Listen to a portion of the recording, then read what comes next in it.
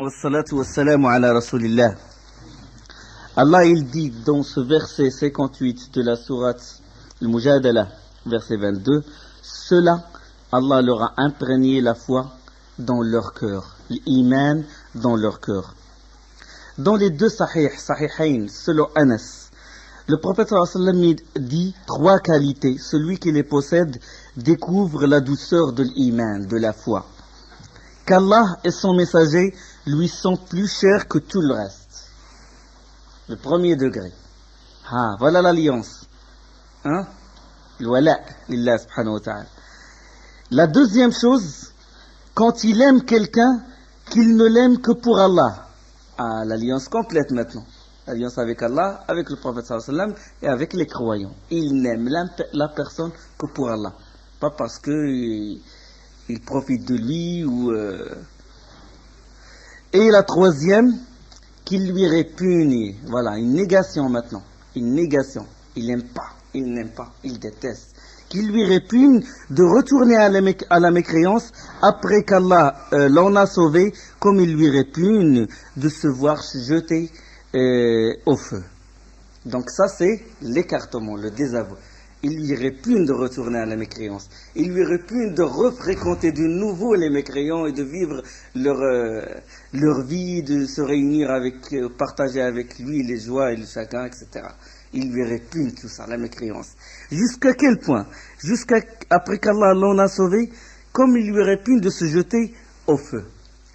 Ça veut dire si on lui donne le choix, soit de se jeter au feu, ou bien de rester, ou de tomber dans la mécréance, il va choisir le fait de se jeter dans le feu plutôt que de rentrer dans la mécréance. Donc ça c'est un hadith qui explique l'alliance et l'écartement.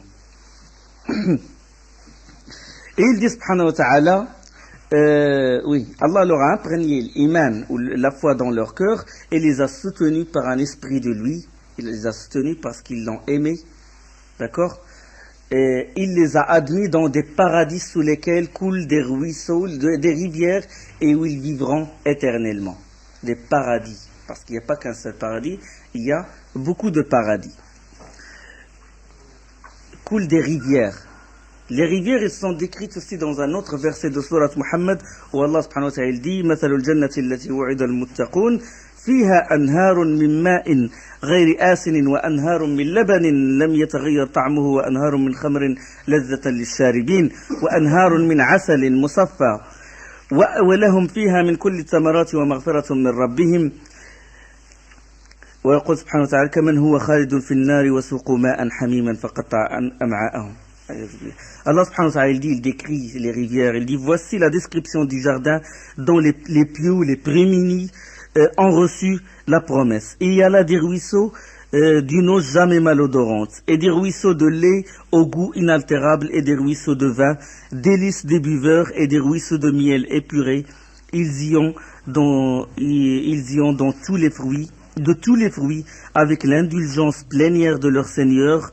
Et puis Allah il dit serait-ce comme de s'éterniser dans le feu, on leur donne à boire d'une eau bouillante, leurs entrailles en sont déchirées. Dans la sourate 47 et le verset 15. Dans beaucoup de versets quand Allah il parle de l'enfer ou du paradis, il parle directement de l'enfer. C'est le style de comparaison.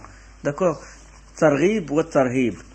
Il fait peur et puis après il te fait aimer le paradis, il te fait il te fait craindre l'enfer.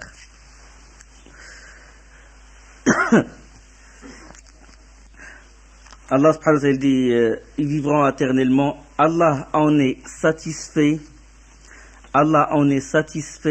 et eux sont satisfaits d'Allah. Allah les agrée et eux ils sont satisfaits d'Allah. Ils sont membres du parti d'Allah et ce parti d'Allah est le seul qui prévaut et est digne de réussite. C'est ça le parti d'Allah, pas le parti d'autrui, pas notre groupement. C'est ça le parti d'Allah, où il y a l'alliance, l'amour d'Allah et l'écartement des ennemis d'Allah. Il y a le hadith من أرضى الناس بسخط الله سخط الله عليه وأسخط عليه الناس. Dans un hadith sahih, celui qui cherche la satisfaction des gens en dépit de la colère d'Allah, celui qui cherche la satisfaction des gens, malgré la colère d'Allah, Allah se met en colère contre lui et met ces gens-là, et met les gens en colère contre lui. Subhanallah. وَمَنْ أَسْخَطَ النَّاسِ, celui qui met les gens en colère pour satisfaire à Allah, Allah, il l'agrée, il est satisfait de lui, il fait que les gens soient satisfaits de lui. D'accord? Donc c'est une règle aussi dans le da'wah. Il y a des gens qui veulent rapprocher, veulent réunir les gens, ils veulent les appeler à l'islam et les réunir, mais qu'est-ce qu'ils font? Les moyens qu'ils utilisent ne plaisent pas à Allah. Ils utilisent des moyens qu'Allah n'agrée pas. Donc ils cherchent la satisfaction des gens et en même temps ils déplaisent à Allah. Allah, qu'est-ce qu'il fait? Il se met en colère contre eux, il met les autres en colère contre eux. La suite, le Cheikh rahimahullah, il dit: "I'lam arshadaka Allah li ta'atihi anna al-hanifiyya millata Ibrahim an ta'budu Allah wahdahu mukhlishan lahu ad-din." Il dit: apprends aussi, puisse Allah te guider vers son obéissance. Quel hanifiyya, ils l'ont traduite par la croyance droite et juste de Ibrahim consiste à adorer Allah seul et unique et être fidèle à sa religion exclusivement. Ce sont les prescriptions d'Allah à tous les êtres humains et c'est la raison pour laquelle il les a créés. Ainsi Allah a dit, le Très-Haut: وَمَا خَلَقْتُ الْجِنَّ وَالْإِنسَ إِلَّا لِيَعْبُدُونَ. Je n'ai créé les djinns et les humains que pour qu'ils m'adorent. Maintenant, apprends qu'Allah puisse te guider vers son obéissance. Après l'ilm, il y a la guidée d'Allah subhanahu wa ta'ala. Donc il a dit apprends, on a parlé de l'ilm, on a parlé de Al-Hanifiyya. Quel Hanifiyya? On dit Hanif, Ibrahim et Hanif. Le Hanifiyya c'est quoi? Le Hanifiyya, Hanif, c'est un mot qui a deux sens opposés. Deux sens, et les deux sens sont opposés. Hanif veut dire chemin droit et chemin dévié, chemin incliné. Deux choses, comme par exemple, comme as'as en langue arabe, ça veut dire la tombée de la nuit et la sortie de la nuit. Hein? Il y a des mots en arabe qui ont deux sens opposés, comme zanna. Zanna veut dire être sûr et veut dire douter. Inni zanantu anni mulaqin hisabiya. Je suis sûr, zanant, que je vais rencontrer mon Seigneur, que je vais être jugé. Donc, il y a des mots en arabe qui portent deux sens et les deux sens sont opposés. Al-Hanifiyya, Hanif, voie droite et voie courbe. D'accord. Voie droite et voie courbe. Donc, les savants, ils ont réuni ces deux sens qui sont opposés. Voie droite et voie déviée. Il a dit, Hanif, ça veut dire droit vers Tawhid, vers l'unicité, et dévié par rapport à l'association. Dévié par rapport au shirk. Droit vers l'unicité et dévié par rapport à l'association, à shirk. D'accord? Al-Hanifiyya. Allah, il dit subhanahu wa ta'ala: Inna Ibrahim kana ummatan qanitan lillahi hanifa wa ma kana min al-mushrikin. Ibrahim était un guide. Umma, ça veut dire imam. Ça veut dire imam, guide. Il était soumis à Allah, il était hanif. Hanif, voué exclusivement à lui, et il n'était point du nombre des associateurs. Ça veut dire Hanif, il est droit vers l'unicité et il est dévié par rapport au shirk. Et Allah a demandé au prophète sallallahu alayhi wa sallam de suivre la voie de Ibrahim. ثم أوحينا إليك أن اتبع ملة إبراهيم حنيفا وما كان من المشركين. Puis nous t'avons révélé, suis la religion d'Ibrahim qui était Hanif et n'était point du nombre des associateurs, dans le verset 16, dans la sourate 16, sourate Al-Nahl, et le verset 123. Et Allah subhanahu wa ta'ala dit: ومن أحسن دينا ممن أسلم وجهه لله وهو محسن واتبع ملة إبراهيم حنيفا. Quoi de plus beau en religion que de soumettre sa face à Allah, outre le bel agir et suivant la religion de Ibrahim, le Hanif. D'accord? Et donc, le Hanif, le terme Hanif a été attribué à Ibrahim parce que c'est lui, le prophète, qui a réalisé le plus l'unicité pure. D'accord? Il a voulu sacrifier son fils pour Allah. Il a combattu même son propre père. Il a subi beaucoup de choses. On l'a jeté dans le feu. D'accord? Donc c'est lui qui a réalisé l'unicité pure. D'accord? Dans Surat al-Mumtahana, إذ قالوا لقومهم إنا براء منكم مما تعبدون كفرنا بكم. Dans Allah subhanahu wa ta'ala il dit, s'agissant de Ibrahim, vous avez قد كان لكم أسوة في إبراهيم والذين معه. Certes, vous avez eu un bel exemple à suivre en Ibrahim et en ceux qui étaient avec lui quand ils dirent à leur peuple, nous vous désavouons. Vous, est-ce que vous adorez en dehors d'Allah? Nous vous renions. Entre vous et nous, l'inimité et la haine sont à jamais déclarées jusqu'à ce que vous croyiez en Allah seul. Surat al-Mumtahana. Et dans Surat Maryam, وَأَعْتَزِلُكُمْ وَمَا تَدْعُونَ مِن دُونِ اللَّهِ وَأَدْعُوا رَبِّي. Je m'écarte de vous tous, ainsi de ce que vous invoquez en dehors d'Allah, et j'invoquerai mon Seigneur. Ça c'est dans Surat Maryam, Surat 19 et le verset 48. Donc il a réalisé le wala wal bara. Il a réalisé l'alliance avec Allah alors qu'il était seul, et il a, avec certains l'ont suivi, et ceux qui l'ont suivi, et il s'est désavoué des ennemis d'Allah et de leurs idoles. Je m'écarte d'abord de vous, êtres humains, avant vos idoles. C'est ça le wala, c'est ça le bara, le désaveu. Donc Ibrahim alayhi salam, il a réalisé le tawhid, l'unicité pure. Il a réalisé l'alliance, il a réalisé l'écartement. Donc lui, il a réalisé, c'est le deuxième être humain qui a réalisé le tawhid après le prophète sallallahu alayhi wa sallam. Et c'est pour ça qu'Allah l'a appelé Khalil. Il a appelé Ibrahim alayhi salam Khalil. Et le Khalil, c'est un degré plus élevé que l'amour. Il y a l'amour et il y a le khulla. D'accord? Que le hub, mahabba. Après le mahabba, il y a le khulla. Donc il a un privilège, il est privilégié. C'est un ami privilégié d'Allah, si vous voulez. Khalil ar-Rahman. Quand Allah subhanahu wa ta'ala dit وَاتَّخَذَ اللَّهُ إِبْرَاهِيمَ خَلِيلًا dans Surat Nisa, et Allah avait pris Ibrahim pour ami privilégié, Surat 4 et verset 125. C'est pour ça qu'il est au deuxième rang après le prophète sallallahu alayhi wa sallam. Donc parce qu'il a réalisé, il s'est désavoué des ennemis d'Allah et il a aimé Allah subhanahu wa ta'ala et ses alliés, et c'est pour ça qu'il est devenu l'aimé d'Allah subhanahu wa ta'ala. Donc c'est ça l'amour, c'est ça, et non pas aimer toutes les créatures parce que c'est faux.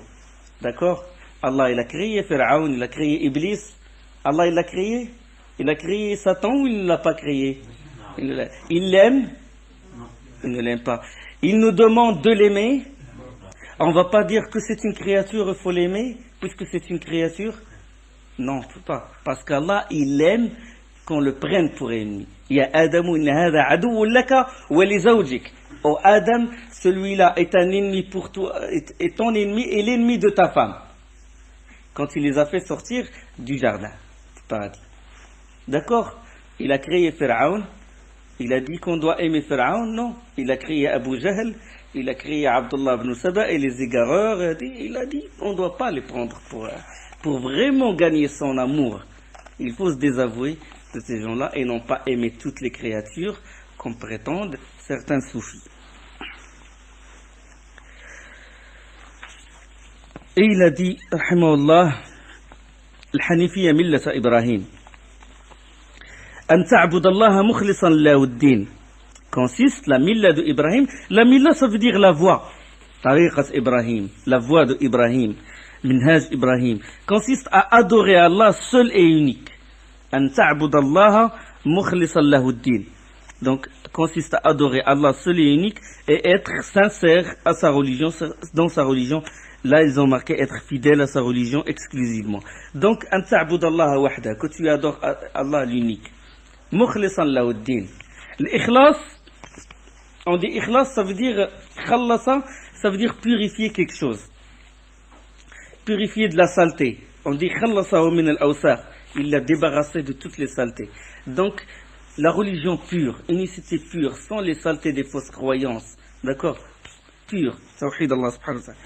Donc, et on dit aussi, c'est sincérité, se dévouer exclusivement à Allah. Tu l'adores sans que cette adoration soit entachée par des fausses croyances, ou soit entachée par une ostentation, soit entachée par autre chose.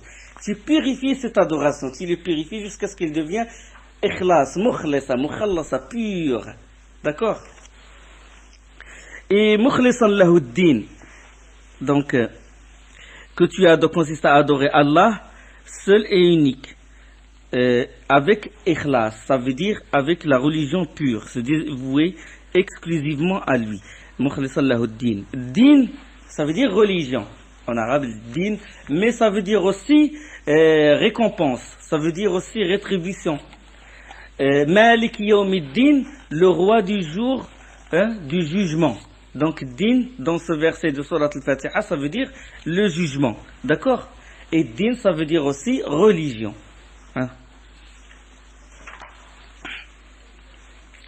Et il dit, rahimahullah, بذلك أمر الله جميع الناس وخلقهم لها كما قال تعالى وما خلقت الجن والإنس إلا ليعبدون. Et c'est cette voie qu'on doit suivre. Donc, se dévouer exclusivement à Allah subhanahu wa ta'ala sans rien lui associer. Et c'est ça la voie de Ibrahim, et c'est ça la voie du prophète sallallahu alayhi wa sallam. Et de réaliser le wala ou le bara. Et il a dit, la suite, il a dit, ce sont les prescriptions d'Allah à tous les êtres humains. Et c'est la raison pour laquelle il les a créés. Donc tout ça, c'est la raison pourquoi il les a créés, c'est pour réaliser ça. Pour l'aimer, pour se rapprocher de lui par les bonnes œuvres. Et pour se désavouer de ses ennemis. C'est ça ce qu'il veut de nous. Ça veut dire l'adorer. C'est la raison pour laquelle il nous a créés. وَمَا خَلَقْتُ الْجِنَّ وَالْإِنسَ إِلَّا لِيَعْبُدُونَ. Je n'ai créé les djinns et les humains et les êtres humains que pour qu'ils m'adorent. Surat 51, le verset 56. La suite du verset, ما أريد منهم من رزق وما أريد أن يطعمون إن الله هو الرزاق ذو القوة المتين. Il a dit, subhanahu wa ta'ala, je ne cherche pas d'eux une subsistance, et je ne veux pas d'eux qu'ils me nourrissent. Ayut'imun.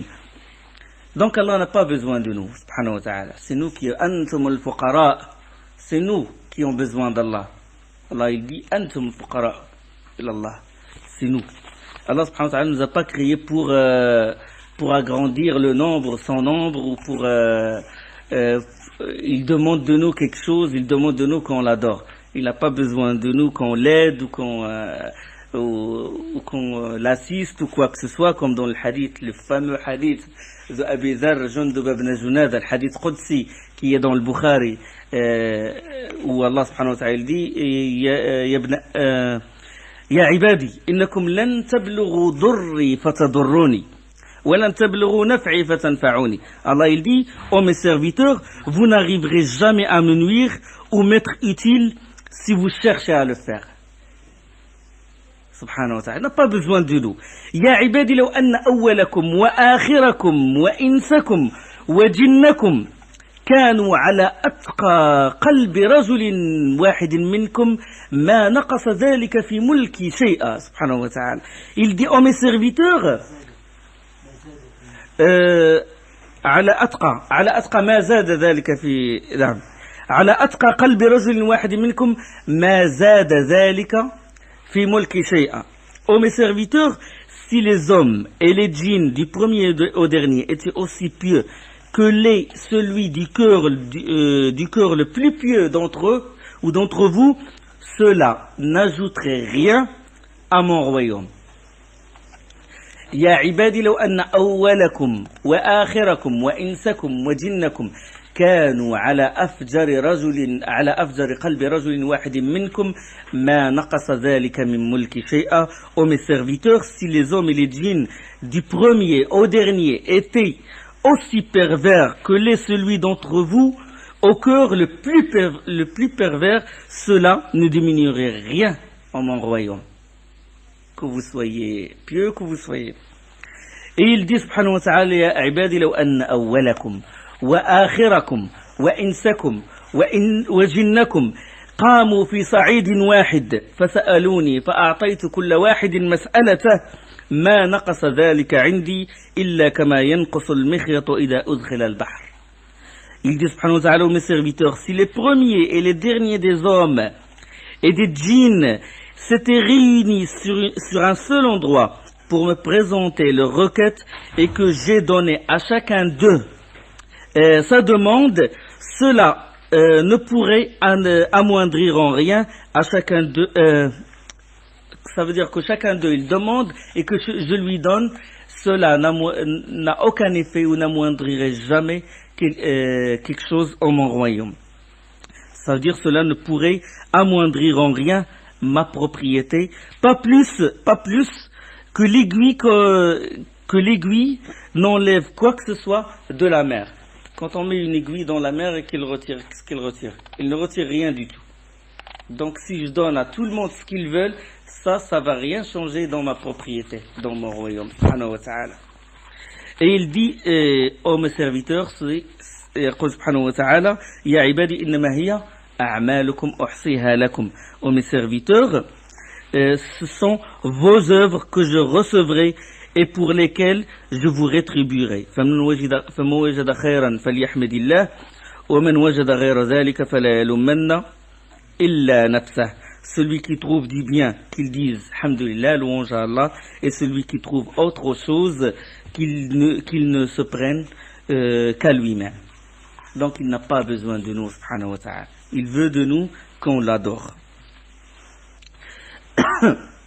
Il donne la preuve, Cheikh Rahimahullah, Waddalil, ainsi a dit Allah, le très haut, je n'ai créé les djinns et les êtres humains que pour qu'ils m'adorent. Wa qala Allah ta'ala, wa ma khalaqtu al-jinna wal-insa illa liya'budun. Et l'expression qu'il m'adore, ça veut dire qu'il témoigne que je suis unique. Ay liwahidun. Comme a dit Ibn Abbas, rahimahullah, radiyallahu anhu, wa arda. Wa ma khalaqtu al-jinna wal-insa illa liya'budun. Et il a ajouté, Cheikh rahimahullah, le tawhid. Le tawhid, il a dit, le monothéisme, c'est le commandement majeur d'Allah. Il signifie n'adorer qu'Allah uniquement et exclusivement. وأعظم ما أمر الله به التوحيد وهو إفراد الله بالعبادة. Ça veut dire adorer Allah l'unique, exclusivement. De même, Allah interdit strictement le shirk, qui signifie adresser des prières à d'autres dieux avec lui. D'accord?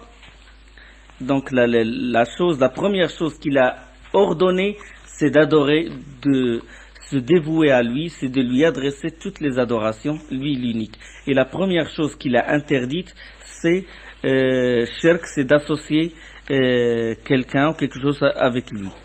Ça veut dire adresser des prières à d'autres dieux que lui, subhanahu wa ta'ala. Donc, il a ordonné le tawhid et il a interdit strictement le shirk. La parole d'Allah, elle est formée de quoi? La parole d'Allah, comme a dit subhanahu wa ta'ala dans surat Al-An'am, وَتَمَّتْ كَلِمَةُ رَبِّكَ صِدْقًا وَعَدْلًا.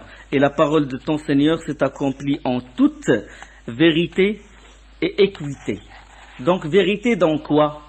Vérité dans les informations. Dans les informations, Allah nous a informés, nous a parlé de l'enfer, du paradis, nous a parlé des anges, nous a parlé du jugement dernier, nous a parlé des djinns, nous a parlé de tout ça. Même si on ne le voit pas, on doit y croire. Donc, et la parole de ton Seigneur s'est accomplie en toute vérité, parce que la parole d'Allah est la plus véridique. Et équité dans quoi? Équité dans les lois. Dans les lois.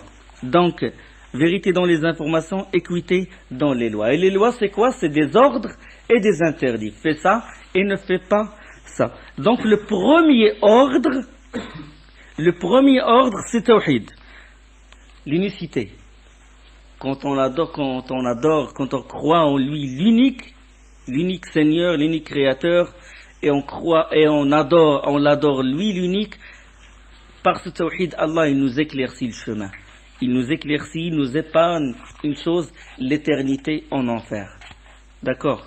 Parce que c'est le muwahhid, même s'il a fait des péchés, Allah, il le sortira de l'enfer et il le met au paradis avec le tawhid. Il se peut qu'avec le tawhid, il rentre directement, avec la miséricorde d'Allah, il rentre directement au paradis éternel. L'unicité, l'importance de l'unicité.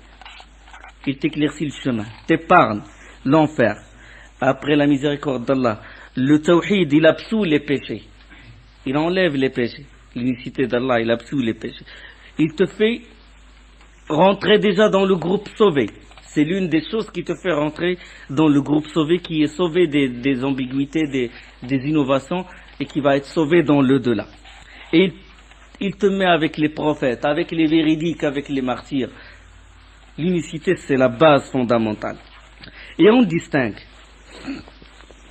Là, j'ai fait la classification nouvelle de l'unicité parce que au premier cours, j'ai parlé un peu de la classification d'Ibn al-Qayyim, rahimahullah, et j'ai remarqué que beaucoup ne l'ont pas vraiment saisi.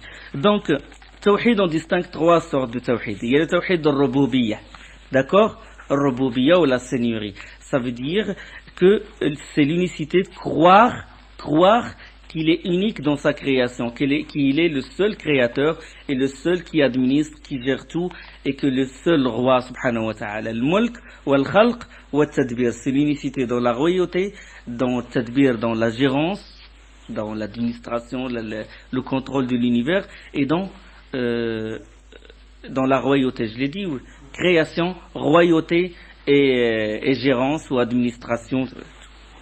Donc ça, c'est l'unicité de Rububiyyah, Tawhid al-Rububiyyah. Parce que Rububiyyah, on va l'expliquer après, dans les paroles du Cheikh. Rububiyyah, ça vient de Rabba, éduquer. Rabba, élever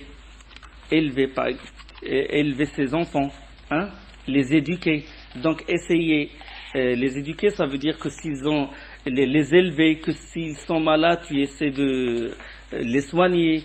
S'il fait froid, tu les couvres, tu leur donnes des vêtements chauds, etc. S'il fait chaud, tu leur enlèves leurs vêtements et tout. Donc, tu les nettoies, etc., etc. Et donc, ça c'est Tarbiya. Allah subhanahu wa ta'ala, il est notre Rabb. Donc, il fait tout ça. D'accord? Il fait que la température ne dépasse pas une certaine degré pour qu'on ne meure pas de sécheresse, pour qu'on ne meure pas de déshydratation. D'accord? Il fait qu'il ne baisse pas, qu'il ne soit pas moins de 80 ou pour qu'on ne meure pas de froid. D'accord? La rotation terrestre, il fait que la Terre elle ne tourne pas d'une vitesse plus grande, sinon à cause de la force centrifuge, on va voler. Et il fait aussi qu'elle ne soit pas aussi lente pour que les mers ne débordent pas sur la Terre, etc. Donc, le Soleil a une certaine distance, une atmosphère, on est protégé par cette atmosphère. Donc, il fait Rububiyyah, Tarbiya, il nous élève. D'accord? Comme le fermier, il a les poussins, il ne veut pas qu'ils meurent, donc il met une certaine température, il ne doit pas dépasser et tout. Donc, Allah, il fait ça. Donc, ça, c'est Rububiyyah. Donc, on dit, il est unique dans tout ça. D'accord? Il est unique dans sa royauté, dans sa création et dans l'administration, dans la gérance, si vous voulez, de l'univers. D'accord? Il fait ça pour nous. Donc ça c'est Rububiyyah, l'unicité de Rububiyyah. Et il y a Tawhid al-Uluhiyyah. On a dit que l'Uluhiyyah, Aliha, ça vient de l'amour, ça vient de l'adoration. Ilah, ça veut dire Ma'louh, ça veut dire celui qui est adoré. L'Uluhiyyah, quand on dit Uluhiyyah, on dit pas croire. Quand on dit Rububiyyah, c'est quoi l'unicité de la Rububiyyah? Le premier mot que vous allez trouver, croire qu'il est le créateur, qu'il administre et tout. Mais l'Uluhiyyah, dire que celui qu'on adore, n'adorer que lui. Adorer, c'est l'adoration d'Allah l'unique. Adoration, on commence par le verbe adorer. Mais le Rububiyyah, on dit croire, parce que c'est une croyance, il n'y a pas d'acte. Tout le monde est convaincu intérieurement qu'Allah est le créateur. Mais dans l'Uluhiyyah, non. Dans l'Uluhiyyah, il y a les adorations. Il y a les actes, soit intérieurs, soit extérieurs. L'amour, la crainte, etc. La prière, le jihad, le da'wah, etc. Tout ça pour Allah subhanahu wa ta'ala. Donc quand on dit l'Uluhiyyah, ça veut dire qu'on doit l'adorer par l'amour, par la crainte, par l'appréhension, par la vénération, par la prière, par épargner le mal, par ordonner le convenable, par ça, etc. D'accord? Donc l'adorer. Uluhiyyah, c'est adresser les adorations vers lui subhanahu wa ta'ala. Et l'asma' wa sifat, l'unicité des noms et des attributs, ça veut dire l'unicité des noms, ça veut dire croire en la description qu'Allah a donnée de lui-même. Il a donné de lui-même la description, les noms, il a dit qu'il s'appelle Rahman, qu'il s'appelle Ghafour, qu'il s'appelle Rahim, d'accord, qu'il est au-dessus des cieux, qu'il s'est établi sur son trône, d'accord, qu'Allah il s'étonne, etc. Des choses qu'il a parlé, il nous a informé de ça, dans le Coran et dans la Sunna. D'accord? On doit croire en la description qu'il a faite de lui-même. D'accord? De lui-même dans son livre et à celle que son envoyé en a faite. Et cela sans déformation parce que le prophète sallam il ne parle pas sous l'empire de la passion, ce n'est qu'une révélation. D'accord? Donc la description qu'a faite le prophète sallam, Allah subhanahu wa ta'ala, on doit y croire. Asma au sifat, ça rentre aussi dans la croyance, croire en la description. D'accord? Et cela sans déformation, ce qu'on appelle tahrif, et sans négation, sans s'interroger sur le comment, et sans des choses, et sans recourir à des comparaisons. D'accord? Sans dire qu'Allah il ressemble à ça, sinon on tombe dans l'association. D'accord? Allah il s'est établi sur le trône. Comment il s'est établi? Il ne nous a pas informés de ça. Pourquoi?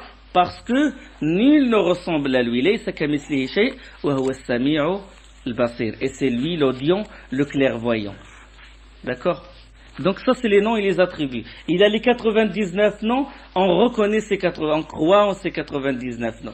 Et il a des attributs. Allah il se met en colère, oui, il a dit Radiballahu alayhim, il se met en colère. Allah il nous a informé qu'il se met en colère contre les mécréants, etc. Nous on croit qu'Allah il se met en colère. Et on ne dévie pas dans le sens. On ne dit pas il se met en colère, ça veut dire qu'il veut châtier. On ne change pas le terme. Allah Radib, il s'est mis en colère. Allah il se réjouit, ça ne veut pas dire qu'il veut récompenser. Il y a des gens, il veut dire Allah il se réjouit, ben le sens ça veut dire vouloir récompenser. Non, mais nous on sait qu'Allah il se réjouit vraiment comme il veut subhanahu wa ta'ala. Comment? Allah ne nous a pas informés, d'accord? Bon, ça a besoin de détails quand même. De toute façon, le premier, Tawhid al-Rububiyyah, bon, certains majous sont tombés dans le shirk de Rububiyyah, etc. Concernant l'Uluhiyya, l'Uluhiyya, ça c'est ce qui a fait l'adversité entre les croyants et les kuffars. Et concernant les noms et les attributs, ça, les sectes ont dévié là-dessus. D'accord? Ça c'est l'adversité entre les gens de la Sunna wal Jama'a et les autres sectes. Donc ça c'est le premier ordre. Le premier interdit, l'interdiction majeure, c'est le shirk. Shirk ça veut dire associé à Allah. Et le mushrik, s'il ne s'est pas repenti, il est en enfer éternel. Il est en enfer éternel. Le shirk, après l'association, Allah ça y est. Il ne voit pas les autres œuvres. Après l'association, toutes les œuvres vaines n'ont aucune valeur. وَقَدِمْنَا إِلَى مَا عَمِلُوا مِنْ عَمَلٍ فَجَعَلْنَاهُ هَبَاءً مَنْثُورًا. Et nous avons considéré l'œuvre qu'ils ont accomplie et nous l'avons réduite en poussière éparpillée. Tout ce qu'ils ont fait, il les a récompensés ici-bas. Il a bien fait l'ayah dans Sourate Hud. من كان يريد الحياة الدنيا وزينتها, celui qui veut la vie immédiate ici-bas avec sa parure, نوفي إليهم أعمالهم فيها وهم فيها لا يبخسون. D'accord? On va leur rétribuer selon ce qu'ils ont fait et on ne sera pas injuste contre eux. On ne sera pas injuste envers eux. Ça veut dire il a voulu ça, il l'aura. Il a voulu qu'on dise de lui que c'est un grand chercheur, un grand scientifique. Ben il l'a. D'accord? Il a voulu qu'on dise de lui qu'il est plus grand, il est le plus riche. Ben il l'a. Ou il était généreux envers les gens. Ben Allah ne va pas le léser. Toujours, on va trouver dans les journaux, dans les livres, dans les revues, voilà, tel docteur, tel ça, Allah, mais dans le delà, il l'a fait pour Allah, il ne l'a pas fait pour Allah. Donc le delà, œuvre éparpillée. Poussière, toute l'œuvre devient poussière éparpillée. Et shirk, l'association, il cause le malheur. Gêne, vie pleine de gêne, comme a dit Allah subhanahu wa ta'ala. L'humiliation. S'enfoncer dans les ténèbres. Le shirk, après le shirk, la personne il peut faire n'importe quoi. Les turpitudes, les crimes les plus graves, il peut les faire après shirk. Parce que s'il associe avec Allah, il peut s'autoriser toute autre chose. Shirk, c'est l'humiliation. Et on distingue le shirk associé, ça veut dire, on va détailler d'abord, on va parler de différentes sortes d'associations. Donc on distingue dans l'association, en gros, associer à Allah, ça veut dire égaler quelqu'un à Allah dans ce qui est propre à Allah. D'accord? Égaler quelqu'un, soit dans la seigneurie, soit dans la création, de dire qu'il y a un créateur avec Allah, ou de dire que quelqu'un d'autre est en droit d'être invoqué en dehors d'Allah, de dire que quelqu'un a le droit de donner des lois et de légiférer et de jeter la loi d'Allah derrière et de soumettre les gens à cette loi, tu l'as égalé à Allah subhanahu wa ta'ala. Donc, on distingue l'association de l'uluhiyya, le shirk l'uluhiyya, oui, c'est ça. Donc, différentes sortes d'associations. Il y a différentes sortes d'associations. Il y a shirk l'uluhiyya. Dans shirk l'uluhiyya, l'association dans l'adoration, ça veut dire adorer quelqu'un d'autre qu'Allah ou adorer quelqu'un d'autre avec Allah. D'accord. Ça, c'est associé avec Allah. Ça veut dire que tu as partagé la chose entre Allah et ses créatures. D'accord? Dans l'invocation, au lieu d'invoquer Allah, tu as invoqué en même temps Allah, tu l'as invoqué dans la mosquée, et directement, comme ils font au bled, il sort de la mosquée, il va dans la tombe du wali et il l'invoque. Il lui donne aussi sa part. Il partage dans l'adoration. Il associe l'hôte de la tombe avec Allah subhanahu wa ta'ala. Donc, l'association relative à la demande, c'est le fait, l'association relative à l'adoration, dont ça c'est un grand chapitre. Sous ce chapitre, il y a un petit chapitre qui s'appelle l'association relative à la demande. L'une des sortes d'associations relatives à l'adoration, c'est l'association relative à la demande. Adorer Allah ou demander autre qu'Allah. Donc, la première sorte, l'une des sortes, des catégories d'associations relatives à l'adoration, l'association relative à la demande, c'est le fait que la personne prend des intermédiaires. Il prend des intermédiaires entre lui et Allah. D'accord?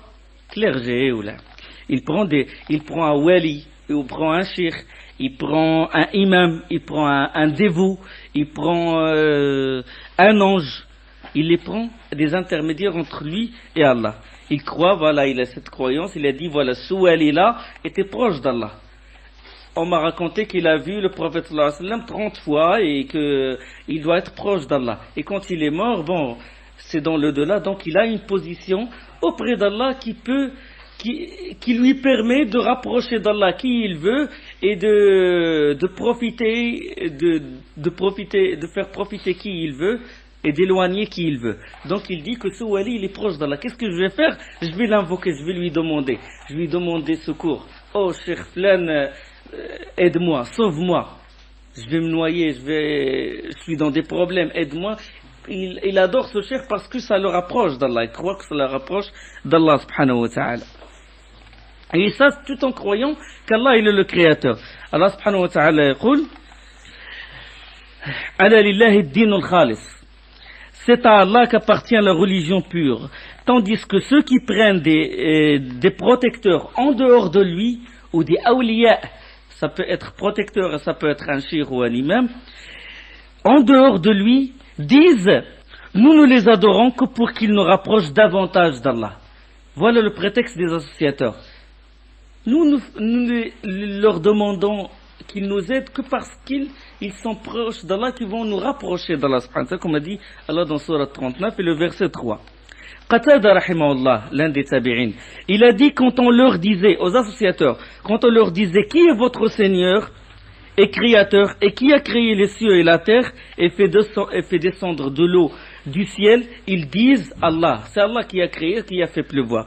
Et quand on leur dit, et alors que signifie cette adoration de statut, ils disent pour qu'ils nous rapprochent davantage d'Allah et pour qu'ils intercèdent en notre faveur auprès de lui, comme c'est évoqué dans Fath al-Qadir de l'imam Shawkani, volume 4, page 440.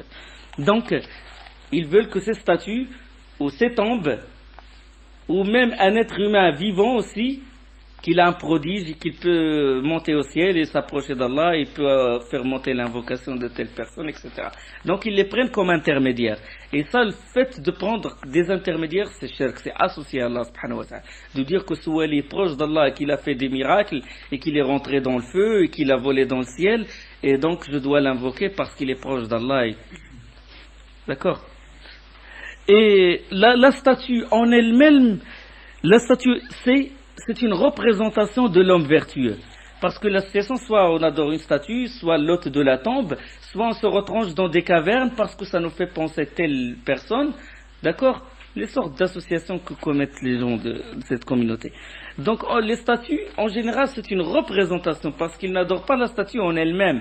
Ils représentent quelque chose. Ils représentent le dévot, ils représentent l'homme vertueux. Al-Bukhari, rahimahullah, il rapporte dans Kitab al-Tafsir, hadith 4920, dans l'explication, bon, tafsir ça veut dire exégèse, dans l'explication des paroles divines, et ils ont dit: n'abandonnez jamais vos divinités et n'abandonnez jamais Wad, Suwa', Yaghouth, Ya'ouq wa Nasr. وقالوا لا تذرن آلهتكم ولا تذرن ودا ولا سواع ولا يغوث ويعوق ونسر. N'abandonnez jamais vos divinités, n'abandonnez jamais Wad, Suwa', Yaghouth, Ya'ouq et Nasr, dans Surat 71, verset 23. Ibn Abbas, Habr al-Qur'an, Ibn Abbas radiyallahu anhu a dit: ce sont, parce que ça c'est le peuple de Nuh qui a modelé ces statues-là et les adorait. Ibn Abbas, il nous explique, il dit que Wad, ces noms-là, Wad, Suwa', Yaghouth, Ya'ouq, Nasr, ces noms-là sont les noms de gens vertueux du peuple de Nuh. Lorsqu'ils périrent, Satan inspira leur peuple de dresser des idoles aux endroits où ils s'installaient. Ils leur donnèrent les noms de ces hommes-là. Il a représenté la statue, il a dit: voilà Wad, voilà tel homme vertueux, Suwa', voilà Yaghouth. Ils les ont modelés pour se rappeler d'Allah. Parce qu'une fois il va voir la statue, il dit: ah, subhanallah, t'as vu ce dévot-là, qu'est-ce qu'il a fait comme bonne œuvre, ça va m'encourager d'adorer Allah encore davantage. D'accord? Et il leur donnait les noms de ces hommes. Ils s'exécutèrent, mais les idoles ne furent pas adorées. Ça veut dire qu'au début, ils les ont fait juste pour se rappeler de ces gens-là, de ces dévots-là, mais génération après génération, Ibn Abbas a dit jusqu'à ce que ceux-ci périrent et le savoir fut oublié et ces statues furent adorées. Les générations, quand il n'y a plus de science, il n'y a pas quelqu'un qui ordonne le convenable et qui interdit le blâmable et qui prêche la vérité, les gens ils ont dit: nos ancêtres ils n'ont fait ça que parce qu'ils croient parce que ces gens-là ils les rapprochent d'Allah, donc on les adore. Ils les ont pris comme intermédiaires et vous connaissez le résultat, le déluge, le châtiment ici-bas et dans le delà. Mimma khati'atihim ughriqu fa udkhilu nar. À cause de leur péché, de leur shirk, ils ont été noyés et ils sont rentrés directement en enfer. C'est-à-dire, juste après qu'ils soient noyés, Allah les a fait rentrer en enfer.